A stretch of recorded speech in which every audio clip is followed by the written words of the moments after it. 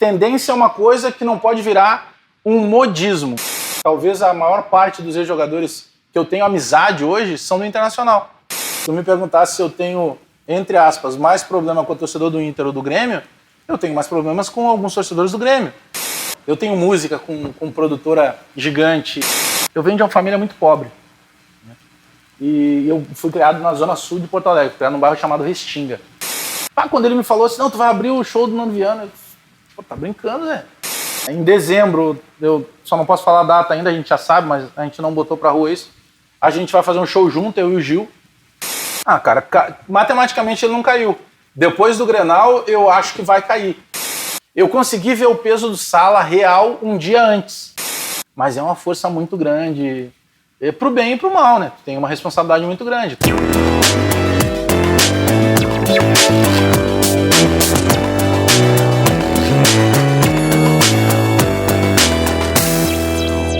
Olhos Papo está no ar, sejam todos bem-vindos a mais uma edição do nosso podcast. Eu sou o Matheus Beck, estou aqui à frente novamente aqui no Haka Pub, o nosso primeiro parceiro que está conosco.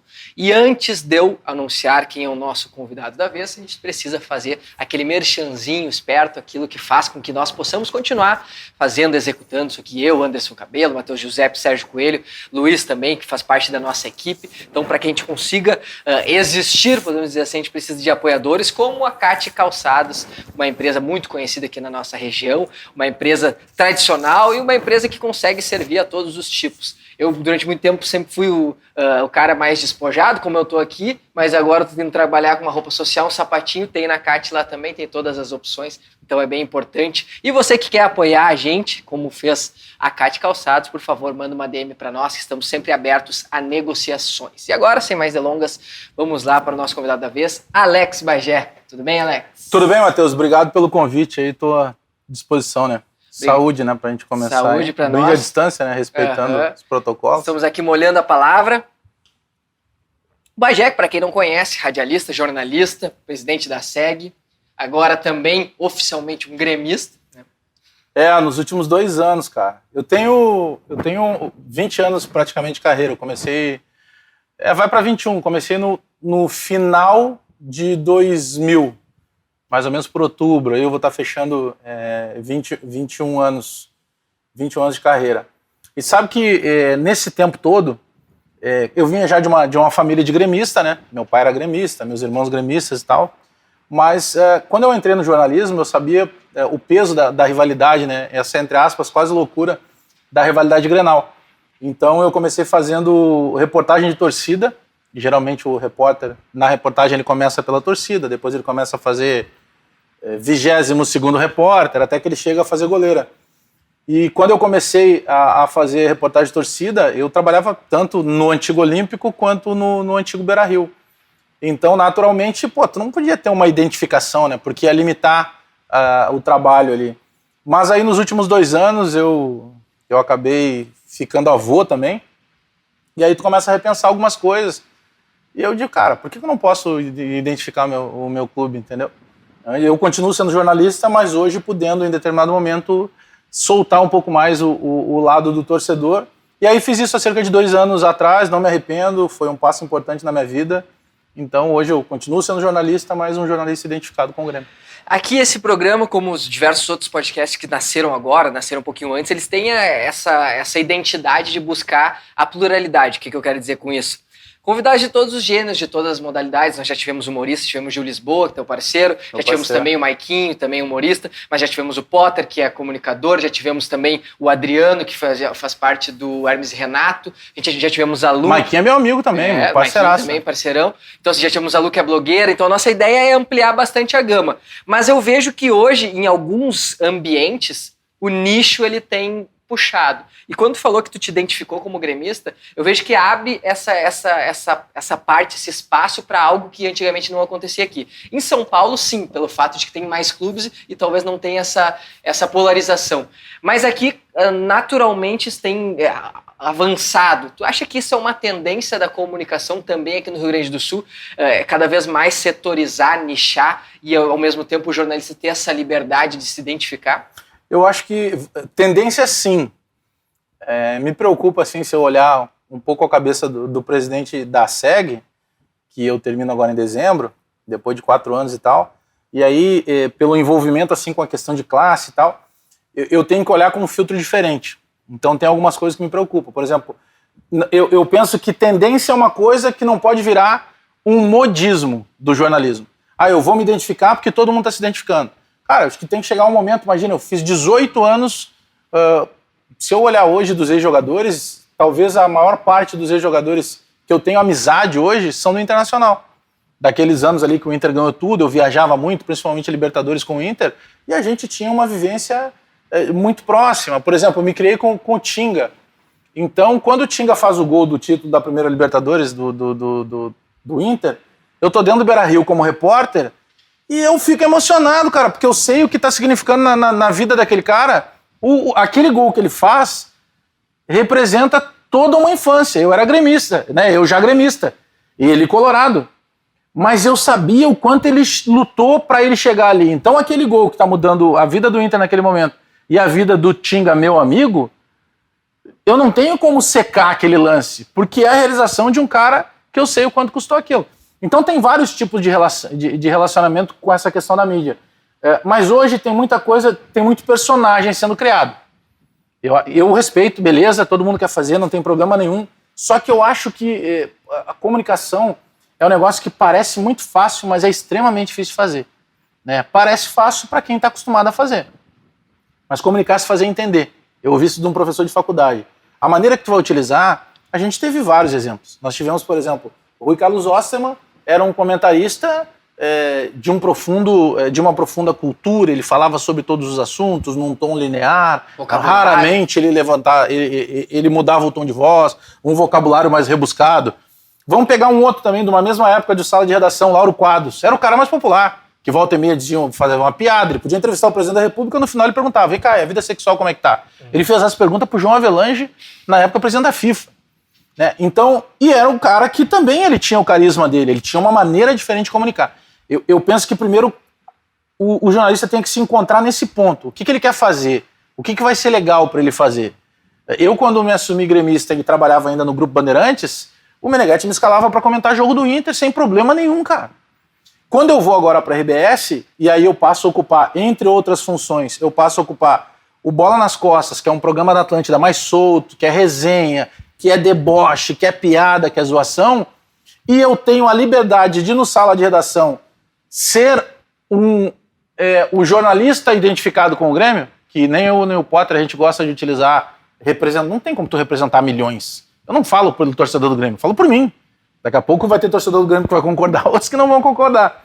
Mas aí eu tenho essa liberdade maior de brincar, de dar uma zoada, daqui a pouco volta pra parte séria. Mas eu acho que o modismo pode ser ruim. Eu vou me identificar porque virou moda do YouTube, eu vou identificar porque na rede social dá mais like, porque isso eu posso transformar numa monetização maior. Cara, eu acho que é um termo, sim, é um negócio que não tem volta. Então, acho que a comunicação mudou muito nesse tempo, sabe? Eu chego há 4 anos atrás na SEG, eu tinha uma preocupação de organizar as web rádios. Eu estou saindo 4 anos depois com a preocupação de quem vai chegar de organizar os canais de YouTube. Então nós já tivemos uma transição que expandiu mais uma tecnologia que não tem volta, que é muito bom. Mas depende de que forma a gente vai usar. Então eu acho que tem esses dois lados. Mas tendência, sim. Tomara que não vire um modismo. Eu vou fazer porque o fulano fez. Mas eu acho que tendência cara. Acho que não tem mais... tu não precisa ser um cara antipático ao outro torcedor. Por isso que eu estou dizendo que não pode ser modismo. Depende da maneira que tu vai utilizar para atingir esse outro torcedor. Eu tenho vários amigos dentro do Internacional, eu tenho vários torcedores do Inter que até hoje me chamam, pô, cara, tu é gremista e tal, mas pô, eu gosto da maneira que tu te comunica e tal. Então, cara, eu acho que vai muito assim da forma que tu quer entregar o teu produto. Mas tomara que não seja uma moda, assim. E algo que talvez há anos atrás somente o Guerrinha fazia, né? De ter essa identificação e ao mesmo tempo ser respeitado pelo rival. O Guerrinha é esse caso que comenta jogos do Grêmio sendo um colorado identificado. Quando eu chego na Rádio Gaúcha, eu comecei lá dia 10 de março de 21. Eu chego para fazer o Bola nas Costas na Atlântida, chego para fazer o Sala de Redação, E aí começam a agregar algumas coisas. E aí tem uma mudança na jornada da Rádio Gaúcha, que é uma das mais tradicionais do rádio do Brasil, que é uma coisa que mexe muito lá. Porque além de ter um segundo comentarista, é um segundo comentarista identificado. Então, por exemplo, o Lelê faz os jogos do Inter, eu faço os jogos do Grêmio. Então tem um comentarista, entre aspas, que é isento, e um comentarista identificado. Então tu tem uma liberdade de quase te transformar num torcedor que tem um microfone. É como se o microfone da rádio estivesse indo para uma arquibancada. Então penso eu que isso é uma inovação bacana, de uma maneira de se inovar em algo que é muito difícil. Porque tudo foi criado, irmão. Não tem, hoje é muito difícil. Qualquer coisa, Matheus, que tu pegue para tentar mudar, não, mas isso aqui esse cara fazia lá nos anos 50. Ah, mas ele fazia diferente. Né? O stand-up hoje, que é um mundo que eu também frequento nos últimos 3 anos, tu vai procurar, tu vai encontrar pessoas fazendo stand-up nos anos 50 e 60 no Brasil. Ah, mas aquilo não era stand-up, era. Ele contava uma história, em pé, de cara limpa, não usava uma fantasia, num banquinho com microfone. Era a mesma coisa. Então tem várias situações que a gente consegue hoje inovar. Dificilmente tu vai conseguir criar algo, sabe? Tu vai adaptando algumas coisas. Então no Grupo RBS eu tenho essa liberdade. Eu tenho uma coluna em GZH que fala só de Grêmio, né, que é uma coluna diária. Então tem várias coisas que possibilitam tu agregar mais essa coisa do torcedor. Mas eu sou muito crítico, cara. Eu sou crítico às vezes até demais. Se tu me perguntasse se eu tenho, entre aspas, mais problema com o torcedor do Inter ou do Grêmio, eu tenho mais problemas com alguns torcedores do Grêmio. Porque tem torcedor que imagina que, no caso, como tu é um jornalista identificado, tu tem que te transformar num assessor de imprensa, sabe? Tu não pode criticar. E eu sempre critiquei. Imagina criticar o Renato. É proibido. Aí, pra criticar o Renato, eu usava o termo, hoje foi dia de Renatice. Os caras enlouqueciam, os defensores do Renato. Mas era uma crítica que, inclusive, em alguns momentos agora a gente vê o que está acontecendo. Então eu tenho essa liberdade. Se eu quiser ser torcedor, eu posso ser o torcedor. Se eu quiser ser o cara mais ácido, eu posso ser o cara mais ácido. Eu tenho liberdade total, cara. Ninguém na RBS chega, aquela história que tá falando isso porque é da RBS. Cara, a RBS só me procurou porque gostou em algum momento de algo que eu fiz. Então não teria sentido eu pegar e mudar o que eu tinha feito até ali, que os caras gostaram e me levaram. Então eu tenho liberdade disso. Não sei se eu vou ficar 10, 20 anos, se eu vou ficar mais um mês lá, não sei. Mas eu tenho liberdade total para ser tanto torcedor como o cara mais centrado. 2 ganchos que tu me deixou, quero que a gente fale um pouquinho sobre stand-up depois, mas antes disso eu quero que a gente conclua essa fala sobre comunicação. E tu falou sobre o Lauro Quase, me lembrei que uma vez tive a oportunidade de entrevistá-lo, e aí eu liguei, foi por telefone, e era para falar sobre o Carlos Froner, que foi técnico do Grêmio, enfim, também teve uma participação aqui no Aimoré, então era uma coisa mais local aqui, enquanto eu estava no Jornal Vale dos Sinos. E aí ele falou daquela voz, daquele jeito, doutor Carlos Froner, blá, blá, blá, e ele falou assim, qual que é o teu nome? Eu falei, Matheus, ele com TH. Aí eu disse, sim, dele, eu sou do tempo em que foda era com PH, que nem tu disse, ele traz a informação e ele, larga uma brincadeira, mas daquela classe, daquela voz, daquele jeito dele, muito característico. Aí é uma mudança que a gente tem da comunicação. Eu lembro na Rádio Guaíba, quando eu comecei lá, e era antes ainda da Record, né, porque a Record chega em 2007 em Porto Alegre. Quando eu começo na Rádio Guaíba, eu já começo mais velho, né, cara, eu começo com 24 para 25 anos e tal. Então eu ia nos mais velhos. Tinha um senhor lá chamado Fernando Veronese, que é um fenômeno, que ele é de uma época do rádio novela, e os caras faziam ao vivo. Então ele era o cara que era o responsável pela sonoplastia. Então ele ficava num cantinho e começavam os atores ali ao vivo, fazendo, né, a leitura, e daqui a pouco dizia, aí chega o cavalo para buscar a princesa. E ele pegava lá 2 pedacinhos de coco lá e fazia o barulho do cavalo chegando. Quando dava trovoada, ele pegava uma chapa lá de raio-x. Tu conseguir ouvir história desses caras numa época, cara, hoje a gente tem um computador na palma da mão, né? Eu ainda peguei antes do WhatsApp, antes do smartphone e tal, mas hoje a gente tem tudo disponível. Esses caras não tinham, eles tinham que criar. Eles tinham um poder muito grande de criar algumas coisas que hoje, se alguém faz, vai dizer assim, cara fenomenal. Mas esse cara fazia isso no rádio. Fazer agora no YouTube é muito mais fácil, porque tu tem mais tecnologia, tu pode ter mais câmeras, iluminação e tal.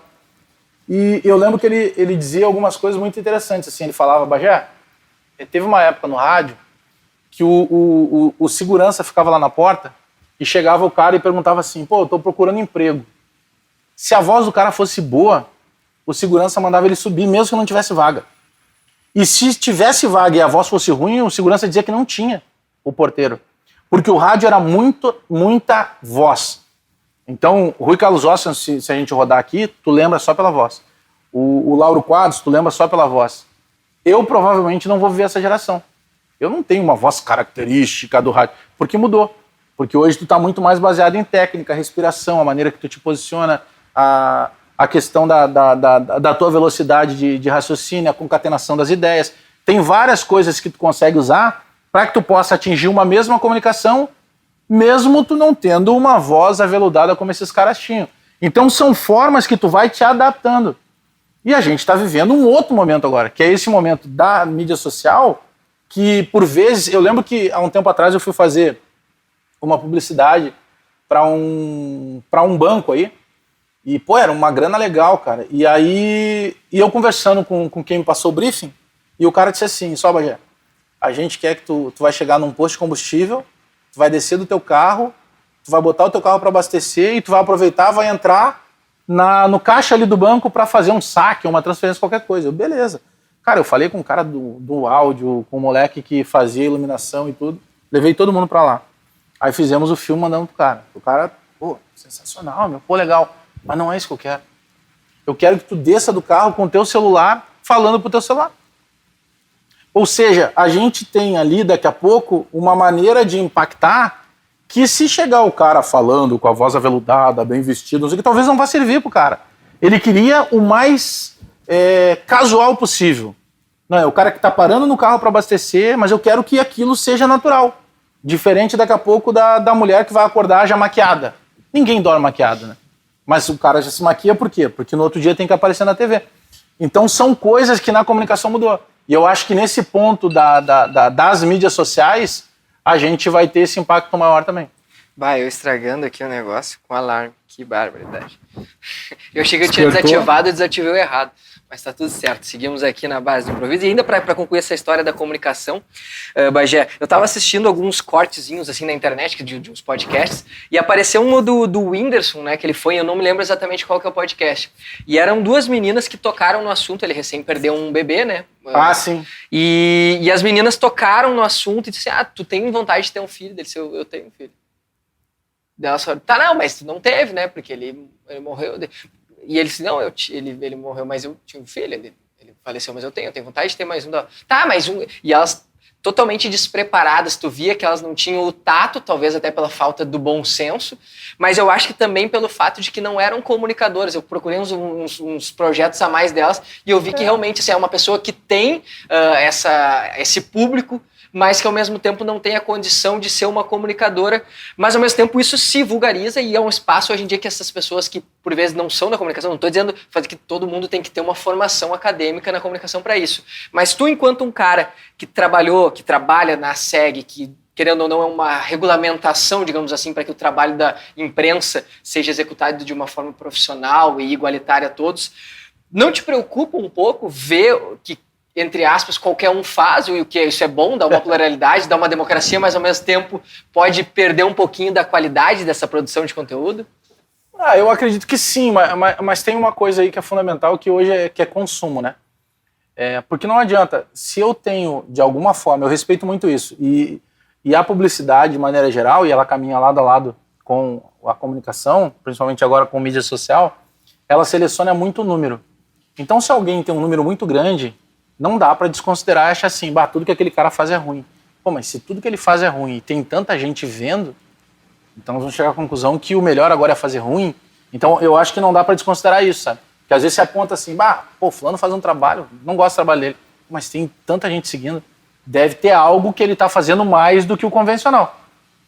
De repente ele entrega mais conteúdo, de repente ele usa ele usa, e isso principalmente em YouTube, por exemplo, tu tem uma liberdade maior, né? Talvez num programa convencional, no Bola a gente faz.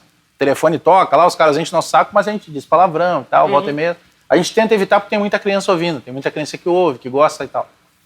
ou o pai ouve com o filho na sala, acompanhando pela internet e tal, então a gente tenta evitar. Mas a gente tem essa liberdade, daqui a pouco soltar algum palavrão, alguma coisa. Num programa convencional, digamos assim, tu não faz isso. E por exemplo, tu estando no YouTube, tu consegue fazer, né? Tu vai ter um limite lá pro cara não tirar a monetização e tal de muita coisa que tu fale. Mas então a gente criou de novo uma forma de comunicar. E essa forma de comunicar tem várias. O Guerrinha costuma dizer assim, pô, tem que botar um baterista na bateria, não pode tu mudar e botar ele a tocar guitarra e tal. Eu acho que cada um na sua. Então, como se criou espaço e daqui a pouco tu era muito bom fazendo um vídeo curto. Mas tu não é bom apresentando. Mas aí tu viu que tá todo mundo apresentando. Tu vai lá e começa a apresentar. E aí, em alguns momentos, tu vai meio que quebrar a cara, entendeu? Porque daí tu começa a ter número, porque provavelmente o Whindersson não foi num lugar que não tivesse um número grande. Né? Ele deve conhecer, de alguma forma tem um número. Tu começa a atrair pessoas, e aí daqui a pouco o teu produtor chega e diz, amanhã tu vai entrevistar o Djavan. Ah, não, o Djavan, eu lembro daquela música, mas tu não conhece isso. Talvez a discografia do Djavan. Qual é o método que ele usa para compor? Ah, e o filho dele, que hoje é um dos maiores maestros que tem aí nas gravações e tal. Então tem várias coisas, talvez, que tu não conheça do Djavan. Aí tu vai pegar o Djavan e tu vai começar a apertar só aquilo que tu sabe do Djavan, e é muito pouco para de repente ficar 1 hora ou 2 conversando. Então, automaticamente começa a aparecer que, pô, mas o cara não sabia disso. Daqui a pouco você assim, tá, mas, pô, e como é? E ninguém da tua família seguiu? Não, tem um filho que é um dos maiores nomes e tal. Então, por isso que quando a gente está consumindo, está assistindo, a gente começa a se tocar nesses pontos, como tu citasse ali. Pô, ele já disse uma coisa, então sai dali, não insiste mais e tal. Mas eu acho que isso vai ser natural. Vai ser natural, é espaço para todo mundo. Aí tu vai depender de quem consome. Né? Tipo, não gosta, não consome. Mas aí tem que atentar para esse número, cara. Se tu tem um número muito grande, por mais que tu ache ruim, deve ter alguma coisa de fundamento ali. Claro. Porque os caras vão enxergar número. Sobre stand-up comedy, eu tava procurando uns materiais teus, assim, antes desse programa, me preparar. E eu vi que tu eu te confesso que eu vejo que tu divulga, talvez mais recentemente, essas tuas participações. Mas é algo que tu já faz há um bom tempo, certo? Já, cara. Foi assim, ó. Eu faço muitas coisas ao mesmo tempo. Eu sou um cara hiperativo. Até me desculpa se eu começar a falar muito aqui, porque eu falo demais. Eu durmo pouco, então eu produzo muito. E como eu sempre gostei de escrever, eu faço, pra te ter uma ideia, eu faço parte de um grupo de compositores de samba enredo, que a gente já ganhou samba aqui no Carnaval do Rio Grande do Sul, Carnaval de São Paulo, Carnaval do Rio de Janeiro, sabe? A gente já fez muita coisa de composição. Eu tenho música com produtora gigante, que a qualquer momento, tomara que gravem, porque daí dá uma melhorada em tudo. Com produtora grande mesmo, tipo Adriana Calcanhoto, Ana Carolina, bandas de samba das maiores possíveis e tal, porque eu acabei fazendo muita amizade nesse ramo e tal.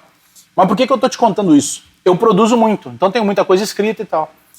E aí, um dia eu tomando um café com o Zé Vitor Castiel, que é um cara fantástico, tava falando com ele agora de tarde, que, pô, isso é um negócio que eu tenho, assim, orgulho da minha profissão, sabe? Eu acabei ficando amigo de pessoas que eu olhava de longe. Sabe, eu ia no teatro ver o Zé Vitor Castiel. Hoje eu falo com ele. E outros tantos, mas estou pegando, por exemplo, o Zé Vitor Castiel, que é um ator fenomenal. E um dia a gente está tomando um café e encontrei ele num banquete do Inter. Porque como presidente da SEG, eu vou nos banquetes da dupla, né? Isso há uns 3 anos. E ele disse assim, pô, Bajé, vai tomar um café comigo lá, quero te mostrar a produtora e tal. Aí eu fui lá na produtora dele, estamos tomando um café. E aí, papo vai, papo vem. Ele disse assim, pô, cara, tu tem que fazer stand-up. Eu digo assim, como assim eu tenho que fazer stand-up? Não, tem que fazer stand-up, cara. Pô, tu não fez teatro? Eu digo, não, fiz teatro. Eu fiz teatro há muito tempo. Eu venho de uma família muito pobre. E eu fui criado na zona sul de Porto Alegre, criado num bairro chamado Restinga. Tenho orgulho pra caramba, minha mãe mora até lá hoje. E era um bairro, como toda a comunidade, um bairro que tinha violência, que tinha droga, aquela coisa toda. E o que fez com que, além da criação dos meus pais, óbvio, mas o que fez com que eu buscasse ser uma pessoa do bem foi a escola de samba, o Estado Maior da Restinga. Eu tenho maior gratidão, até hoje eu faço muita coisa lá, aproximo projetos sociais lá, por gratidão. E quando eu cheguei para fazer parte da escola de samba, eu conseguia estudar ou conhecer coisas pelo samba enredo. E só quem é do carnaval consegue fazer isso. Porque tu pega assim, tu vai pro Carnaval do Rio de Janeiro, a Beija-Flor tá falando sobre a história do telefone. Cara, se tu prestar atenção no samba, tu vai conhecer coisas ali que tu nem imagina. Eu vi uma vez a história do Marquês de Sapucaí, que é o nome da avenida. Cara, ele foi um dos maiores inventores do mundo. E eu não sabia, eu nem sabia quem era Marquês de Sapucaí. Então eu conseguia estudar e conhecer mais coisas de geografia, de tudo, pelo samba enredo. Então por isso que cedo eu comecei a escrever. E aí, comentando isso com o Zé Vitor e tal, o Zé, tu tem que ter uma coisa escrita, cara.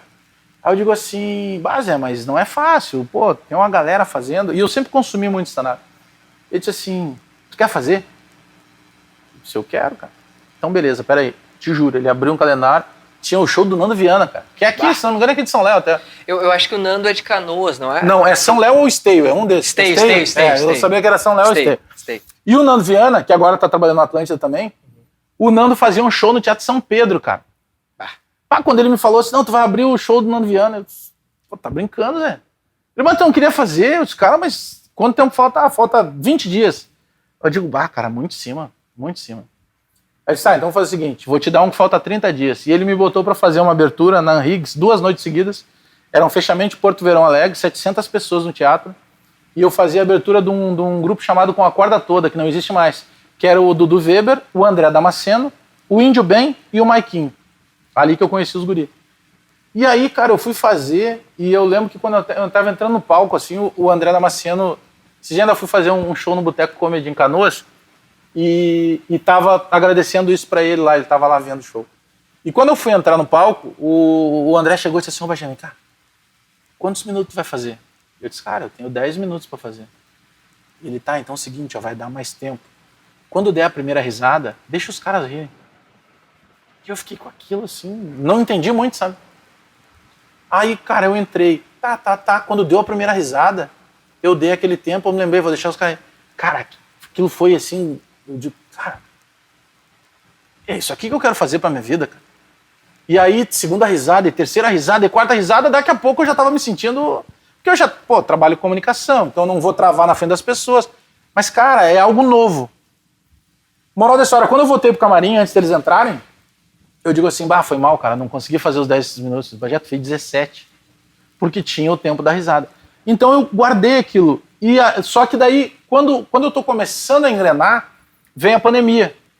E eu não tinha material para postar nas minhas redes. Então agora, eu postei um vídeo semana passada, amanhã eu devo estar botando um vídeo novo, então agora eu tô botando aos poucos corte, com qualidade de áudio, com legenda e tal, trabalhando com uma outra galera. A gente tem agora... em dezembro, eu só não posso falar a data ainda, a gente já sabe, mas a gente não botou pra rua isso. A gente vai fazer um show junto, eu e o Gil, em Canoas, lá no Boteco Comedy. Então agora eu retomei. E, cara, é o que eu quero fazer pra minha vida, cara. Eu não me imagino, eu tô num momento fantástico de carreira, mas eu não me imagino chegar aos 60 anos, 70 anos, sentadinho no banco da rádio, cara. Eu quero morrer ativo. Com o Gil, já tu comentou isso, porque assim, a gente recebeu ele aqui, né, já, então assim, um cara muito bacana, comentou sobre o quanto ele já trabalhou no meio, assim, de vários caras grandes, desde muito cedo. Tu já conhecia ele antes do Bola, da Rádio Gaúcha, da Atlântida? Como é que foi esse... Porque assim, hoje em dia se tornou um personagem, uma coisa divertida essa provocação entre vocês dois, e eu acho que isso... De alguma forma trouxe a corneta saudável. Eu vejo dessa forma. A nossa ideia é essa. É uma brincadeira sempre leve entre vocês dois. Às vezes é piada de quinta série. E sabe que a gente começou com uma brincadeira que toda vez que ele ia passar agenda, eu começava a falar em cima pra irritar ele. E aí ele começou a gritar, não, Bagé! Cara, isso virou uma febre. Agora eu tava vindo pra cá, eu parei num sinal ali, tava ouvindo um samba. E aí parou os caras, e aí, Bagé, vai cair ou não vai cair? Aí ficamos ali de resenha até abrir a sinaleira.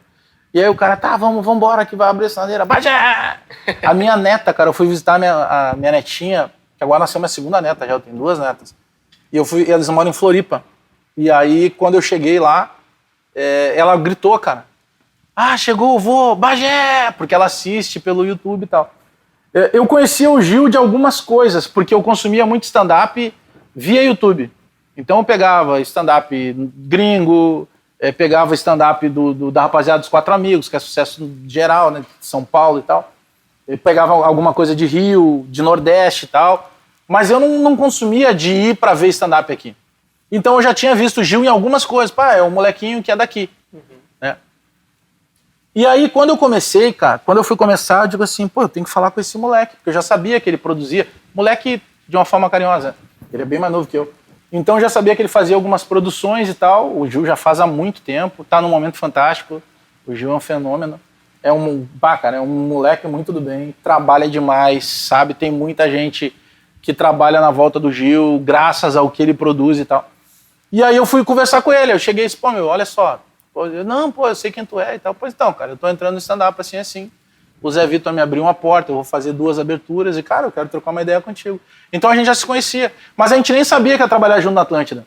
Quando eu chego para trabalhar na Atlântida, foram anunciados junto. Eu, o Pedro Espinosa e o Gil. O Pedro já era meu amigo e tal. O Gil era um cara que eu já tinha feito algumas coisas. Aí eu conheci o pai do Gil, conheci a mãe do Gil, que estão sempre com ele e tal.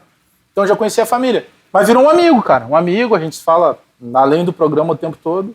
E agora a gente vai botar para rodar um show juntos. Pô, uma baita sacada, aproveitar esse pra usar esse momento. Mas isso que tu falou agora é uma coisa interessante, cara, porque a gente faz o tom muito mais daquela coisa de brincadeira mesmo, sabe? Pra dar uma zoada. Agora terminou o Grenal, ele me fez uma videochamada na hora.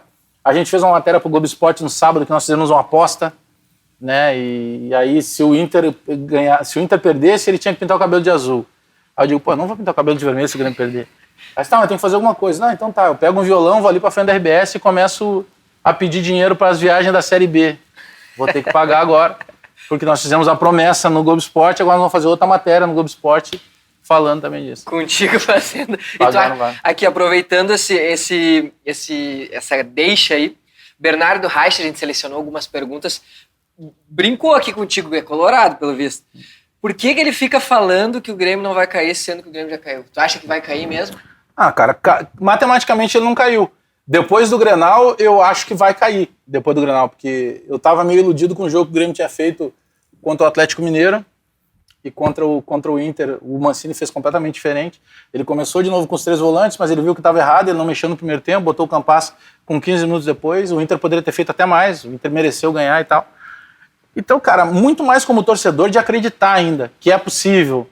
Mas ao mesmo tempo, pô, a gente passou o campeonato inteiro, cara, não é nem nas últimas 4, nós passamos nas últimas 2, praticamente o campeonato inteiro. Tá com tudo em dia, não é problema financeiro. O time não é tão ruim para cair, mas o Inter também não era tão ruim para cair em 16, entendeu?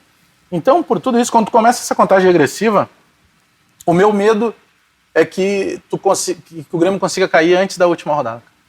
E também o Bernardo, que é, eu não disse que eu acho, ele é colorado, ele perguntou pra ti o que tu sentiu, agora uma pergunta fora da corneta, o que tu sentiu quando foi convidado para participar do Sala de Redação de uma forma específica. Tu é um cara que, obviamente, gaúcho, consome aqui, sabe, e pra gente que é da comunicação sempre foi uma referência, quem sonhou em trabalhar com futebol, porque tu ouvia lá, eu desde cedo, eu era criança, já no meu pai com o radinho ligado lá pra ouvir o Sala, pra ouvir o Rui, pra ouvir o Lauro, pra ouvir o Vianney, toda essa turma aí. Como é que foi pra ti saber que tu tá marcado já na história, independentemente do que acontecer, tu está marcado na história como um cara que foi integrante, né, atualmente mas enfim, do Sala de Redação.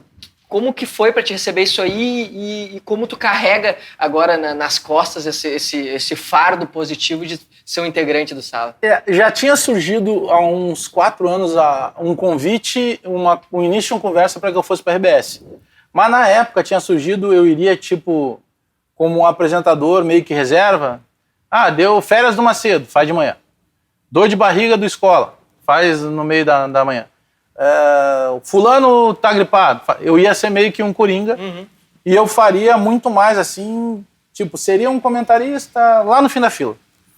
E aí na ocasião, eu tava com outra situação muito bem encaminhada, na época eu tava saindo da Rádio Grenal para ir pra Bandeirantes, e aí na Bandeirantes eu comecei a fazer TV, e aí o Donos da Bola explodiu, então aquilo nos projetou muito, e na época eu não achei interessante, assim, pela negociação que a gente fez, né, eu tava com um canal de YouTube também. E aí, quando surge agora o convite, eu tava de férias, eu tava no Rio de Janeiro, tava os últimos dias de férias lá, e aí me ligam e a gente começa a conversar. E aí mudou, porque daí, tipo, o convite principal é para que tu seja integrante do Sala de Redação.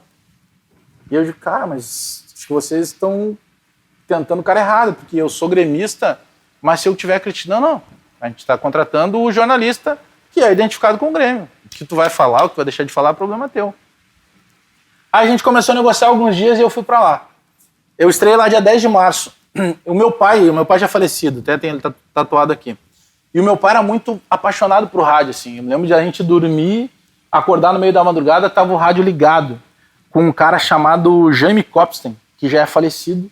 E eu tive o prazer de, num encontro de rádio, falar isso pra ele. Pô, seu Jaime, meu pai era muito fã seu e tal, não sei o quê. Eu cansei de acordar assim no meio da madrugada e acordar o meu pai pro meu pai desligar o rádio, porque ele deixava o rádio a todo volume e tal. E o Sala de Redação era meio sagrado, assim. O meu pai costumava dizer que o Sala era a santa ceia do debate esportivo. Né? Porque tu pode não gostar, criticar, mas, cara, tu chega dizendo, eu não sei o que é o Sala de Redação. Não, tu sabe. Pode até não gostar, mas tu sabe. Então a gente ouvia o Sala de Redação e logo depois vinha um programa chamado Gaúcha Repórter. E isso é muito maluco, assim, porque eu tinha essa memória de quem tava na mesa de áudio e eu reencontrei esses caras lá depois. Sabe? Reencontrei pra dizer, pô, cara, peraí, eu era guri, te ouvi e tal. E era o José Antônio Daut e depois o Lazier Martins, que hoje é senador, que apresentavam o Gaúcha Repórter. Eu tinha essa memória, assim, do meu pai discutindo com o rádio, né? Meu pai é gremista e tal, então quando ele concordava ou discordava, ele discutia como se o cara estivesse na frente dele. Então é muito louco, porque dia 10 de março, quando eu estreiei no Sala, eu estreiei no estúdio principal, só eu, em função da pandemia e tal. Hoje a gente faz home office uns dias, outros dias lá. E aí, então, no dia 10 de março, quando o Pedro Ernesto me deu boa tarde, pô, seja bem-vindo ao Sala, eu consegui ver o peso do Sala real um dia antes, porque eu já estava contratado, contrato assinado, tudo certo. E aí, um dia antes, que era uma terça-feira, dia 9 de março, o Pedro Ernesto, nos últimos 5 minutos, ele diz, a partir de amanhã teremos na bancada fixa Luciano Potter, sendo jornalista identificado com o Inter, e a nova contratação da RBS, que é Alex Bagé, não sei o quê. Cara, meu telefone não parou mais. Eu não estava ouvindo o Sala. Eu digo, cara, eu não vou ouvir, porque eu não quero ir daqui a pouco contaminado com alguma coisa de amanhã. Não vou ouvir nada. Então, meu telefone começou a tocar e os caras mandando mensagem, pô, parabéns, tudo. Pô, ex-presidente de Inter, Grêmio e tal. E eu digo, caramba, cara. E eu digo, tá, vambora. E então, quando eu começo dia 10 de março e o Pedro me dá boa tarde, cara, me passou um filme, assim, tá? Eu falei as primeiras frases olhando pra tatuagem do meu pai, assim. Porque ali eu tava carregando todo mundo, entendeu? Ali eu tô carregando a minha família, que acreditava. Ali eu tô carregando a minha mulher, que sempre dizia. Eu me lembro da gente passar na frente, só, tu vai vir trabalhar aqui. Eu disse, não faço, pô, já sou velho, né? Eu não, geralmente ali na RBS o cara começa lá, eu fiz o caminho inverso. Eu comecei na Record, eu fui pra Pampa no começo do projeto da Rádio Grenal, graças a Deus deu super certo. Aí eu vou pra Bandeirantes para depois chegar na RBS. Então eu fiz todo o caminho inverso. Né? Geralmente o cara começa por lá, eles formam os caras lá, o cara tem 30, 40 anos de rádio e tá lá dentro o tempo inteiro. Então eu digo, eu não faço, eu já não sou mais categoria de base, né? Eu já sou mais velho e tal. Mas, cara, é algo fantástico, é uma repercussão absurda, assim, de mesmo sendo rádio e hoje a gente tem a transmissão via YouTube, mas é uma força muito grande, pro bem e pro mal, né? Tu tem uma responsabilidade muito grande, tudo que tu diz ali toma uma proporção muito maior. Eu fiz uma brincadeira que vai acabar virando verdade, caso aconteça, que se o Grêmio não fosse rebaixado, eu fiz isso aí na época do Filipão. E o Filipão é devoto de Nossa Senhora do Caravaggio. E aí eu falei só, vamos fazer o caminho junto, se o Grêmio não for rebaixado. Aí, no fim, o Filipão foi embora e tal. Só que isso tomou uma proporção que hoje tem bispo da Arquidiocese de Porto Alegre, o Papa, o capelão da Arena. Eu tenho hoje por baixo umas 100 pessoas se disponibilizando já a fazer junto comigo o caminho de Caravaggio. Isso pela audiência da Rádio Gaúcha, de tu falar ali que realmente, se tomara que não caia, que eu consiga ter que pagar essa promessa, né? Mas é uma repercussão muito louca, Matheus. Mas é muito bom, cara. É muito maneiro, assim. Então, pra mim, ali falar é como se o meu pai em algum lugar tivesse tipo, pô, consegui, cheguei aqui. De uma coisa que eu nem botava na minha cabeça, assim, porque eu já considerava que fosse pouco provável, assim. Tu achava que já tinha passado essa oportunidade? E aí quando vem os 50 anos do Sala, e eu acho que aí sim eu entro pra história sem nenhuma falsa modéstia, porque foram todos que estavam nos 50 anos do Sala, né? É um programa histórico. Então a gente fez um programa da redação, no momento que a pandemia estava mais complicada ainda, então era um reencontro com todos ali, tendo a presença, né, do Toigo, que é o presidente hoje, do Nelson Sirotsky, né, que é um eterno presidente da RBS e tal, os dois gremistas, né, pra mim isso é bom, mas é muito maneiro, assim, cara. Tem uma repercussão muito grande. E aí, quando veio os 50 anos, teve um documentário que passou em 2 episódios, 2 sábados seguidos na RBS, E aí sempre vem uma pergunta assim, e como é que é a comparação com o Paulo Santana? Eu digo, cara, a única coisa que eu tenho do Paulo Santana é a independência de falar, assim. Paulo Santana, por exemplo, era um crítico de vários jogadores, era crítico do Marcelo Groi e tal, mas era um cara respeitado pelas duas torcidas. Mas essa história de assim, cara, Paulo Santana foi um Paulo Santana. Talvez se nós trabalhássemos numa mesma época, aí tu pudesse comparar. Eu poderia ser muito pior que ele, eu poderia ser muito melhor que ele. Não tem como tu comparar isso, entendeu? Eu acho que são épocas diferentes. Mas hoje flui muito legal, assim. Às vezes o cara sobe o tom, eu mesmo, por vezes, subo o tom, faz parte do debate, mas a gente tem uma liberdade muito grande. Faz parte da verdade, eu acho, do debate, né? Porque muita gente acha eu acho que até outros programas tentaram fazer isso. Tipo, aquela história do Santana e do Kenny, não tem como tu reproduzir, entendeu? Aquilo era deles. Era daquele momento, não tem. Daqui um tempo o cara vai dizer lá, o fulano discutiu com o Beltrano, porque é um outro tempo.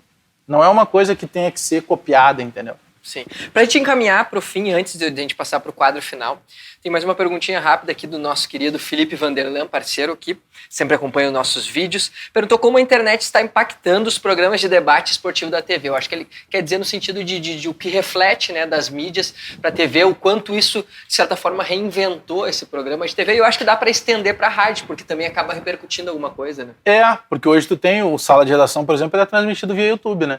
Então, o que muda? Tu tem alguns cuidados diferentes, né? Por exemplo, home office. Se tu tá na tua casa e não tem ninguém te filmando, faz o programa sem camisa, né?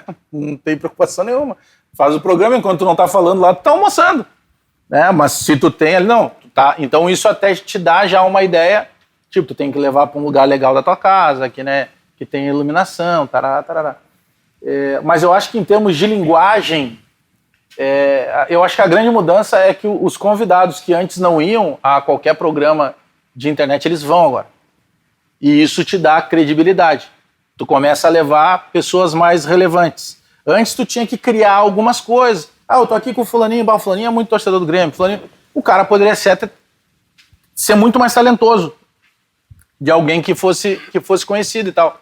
Mas isso dá uma credibilidade diferente. E aí eu acho que a internet, ela consegue ter um alcance muito maior. Porque os canais estão buscando isso hoje, né?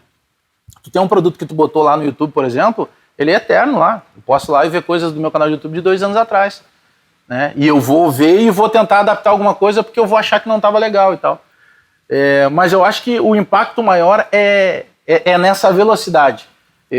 Vou te dar um exemplo prático aqui da dupla Grenal.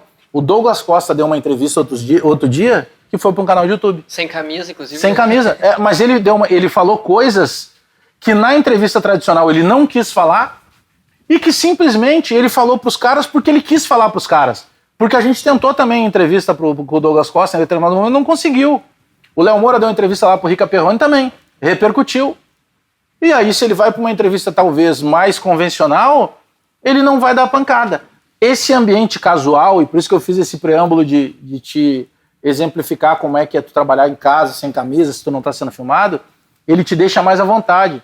Então tu vai falar coisas que no programa convencional talvez tu não fale.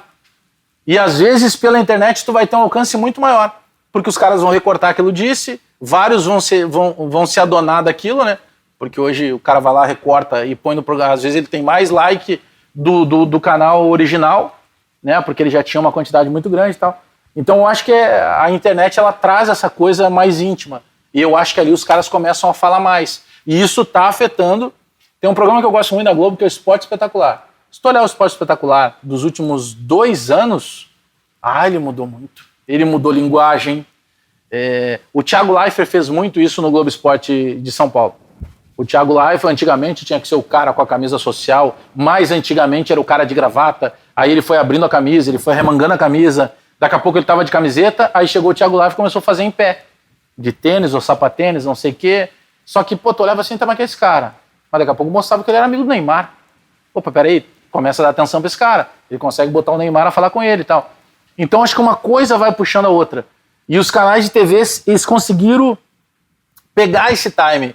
Eu estava vendo uma entrevista do Boni, né, que é o papa da TV no Brasil, e ele estava dizendo, o Jornal Nacional acha que fez uma inovação porque pegou o Bonner que ele levanta e vai caminhando até a Maju lá para a previsão do tempo.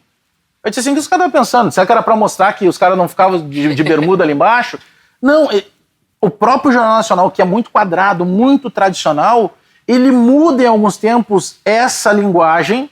Imagina, o cara do Jornal Nacional tá caminhando, passando na frente da câmera, para parecer uma coisa mais íntima, mais próxima, que a internet tem com naturalidade. Até o comentário, né? Antigamente era somente a passagem, a nota ali deu. Não mudou tudo, a forma do cara falar, o cara gesticula mais, daqui a pouco o cara tá falando, e aí vale muito para os ex-jogadores que às vezes não tem muita manha com a câmera, mas o cara fala alguma coisa, o cara já joga uma imagem, já começa a ilustrar uma imagem, tá? Então essa linguagem é a linguagem que a rapaziada do YouTube fazia. Se tu pegar o Júlio Cossiello, que é um dos pioneiros, e que é casado inclusive com uma menina aqui da região do Vale dos Sinos, né? Sim. Azul, alguma coisa assim. Azul. Eu não lembro o nome dela, me dou muito bem com o pai dela, com o seu Carlos.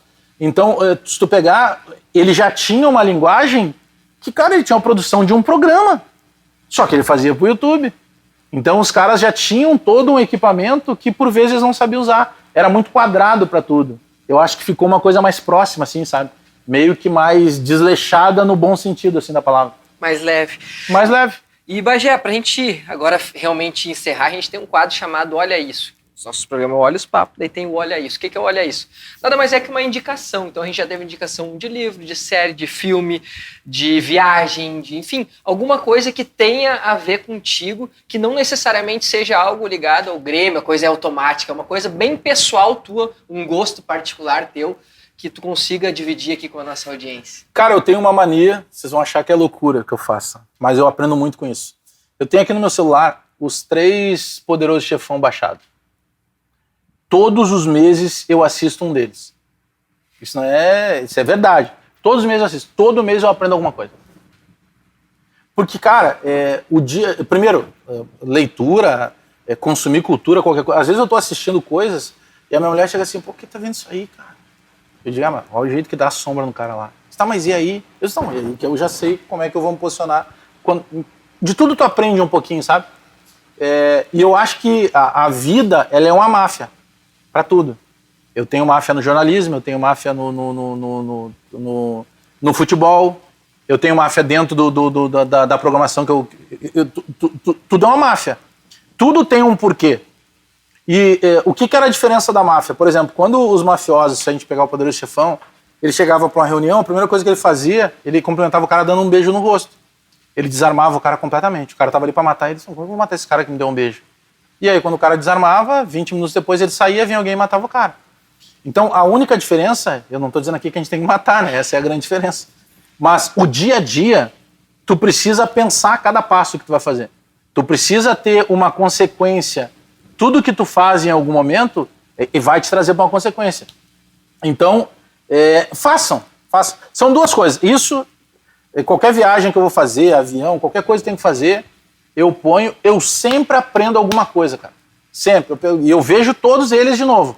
Eu vejo um, depois eu vejo 2. São décadas completamente diferentes, né? Porque tem 2 filmes que são feitos muito próximos e depois um que é feito bem à frente. Eu aprendo muito com o Poderoso Chefão. Tem um livro que uma vez o Filipão falou, que é A Arte da Guerra, que é um livro que também vai te falar de autoconhecimento, vai te falar de estratégia. Não é chato, é uma coisa que tu vê e na prática ele tá te mostrando como é que tu consegue fazer. E, cara, mais uma dica que eu faria é assim, ó, quem não fez, faça análise. Eu fiz análise nos últimos 2 anos e é o dinheiro que eu melhor empreguei na minha vida, cara. E eu achava que era uma grande frescura. Pô, vou pagar alguém que eu vou chegar lá, não precisa ficar deitado no divã, não, senta ali e tal. Pô, fala de ti. Pô, as 3 primeiras consultas, tu só fala porque a pessoa não te conhece. Ela precisa saber o que está acontecendo para que ela consiga traçar. Muda a vida de todo mundo. Análise. Procure um bom profissional, um psicólogo e tal. É o melhor dinheiro que tu pode gastar. Tu começa a te autoconhecer, situações que tu vivia, que te abalavam, tu já começa a te fortalecer mais. Então, acho que essas coisas, assim, eu uso muito isso. E o Poderoso Chefão eu vejo todos os meses. Em algum dia do mês, eu vou parar para ver um Poderoso Chefão inteiro. Nem que eu leve, tipo assim, 2 dias para ver. Mas eu vou ver um Poderoso Chefão, eu vejo todos os meses, então daqui para até velhinho. Eu tenho ele baixado. Paro num canto ali, eu vou ver um pedaço. Perfeito. Poderoso Chefão, também o livro do Filipão, A Arte da Guerra. Arte da Guerra e também terapia. Essa terapia eu estendo Terapia, também, porque cara, é análise. algo sensacional, é autoconhecimento, é tu aprender a lidar melhor com as coisas, sem dúvida é algo sensacional. E antes de encerrar, e agradecer novamente a presença do Alex Bagé aqui conosco, valorizar nosso grande apoiador, Kart Calçados, e uma questão que eu acabei esquecendo no início, pelo amor de Deus, vai lá, efetua compra, bota Olha os Papos, ganha 5% de desconto. Ah, boa, tem então, código promocional. Tem o código promocional. Dessa vez vai ser um privilégio quem nos acompanhou até o fim, que vai ter esse descontinho da Kart Calçados, 5%, bota Olha os Papos lá. Obrigado, Bagé, obrigado mesmo. Valeu, eu que agradeço. Obrigadão mesmo. Até mais, você sabe, toda a segunda, todas as 20 horas, vocês estão aqui conosco com um episódio novo. E vocês sabem também que a gente precisa que vocês se inscrevam no nosso canal, deem o like. Isso é muito importante para que nós sigamos fazendo esse conteúdo aqui, que tem toda uma equipe por trás disso. A gente sabe que não é tão simples assim. Então vamos lá, se inscreva no nosso canal, nos acompanhe no Instagram e até semana que vem. Tchau, tchau.